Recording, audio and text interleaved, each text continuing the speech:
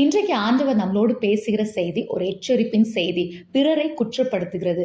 யூடியூப்ல ஒருவரை குற்றப்படுத்துவதற்காக மாத்திரமே சேனல்களை வைத்திருக்கிறார்கள். இந்த போதகர் இப்படி இருக்கிறார், இந்த சபை இப்படி இருக்கு, இந்த ஆராதனை இப்படி இருக்கு என்று தனி நபர்களையோ இல்ல சபையோ குற்றப்படுத்துகிற காரியங்கள் அதிகரித்து வருகிறது. இதை குறித்து வேதம் என்ன சொல்லுது அப்படின்னு பார்க்கலாம். யாக்கோபு 4வது அதிகாரம் 12வது வசனம். நியாய பிரமாணத்தை கட்டளையிடுகிறவர் ஒருவரே, அவரே ரட்சிக்கவும் அழிக்கவும் வல்லவர். மற்றவனை குற்றப்படுத்துகிறதுக்கு நீ யார்? வேதம் ரொம்ப தெளிவா சொல்லுது, பிறரை குற்றப்படுத்த நீ யார்?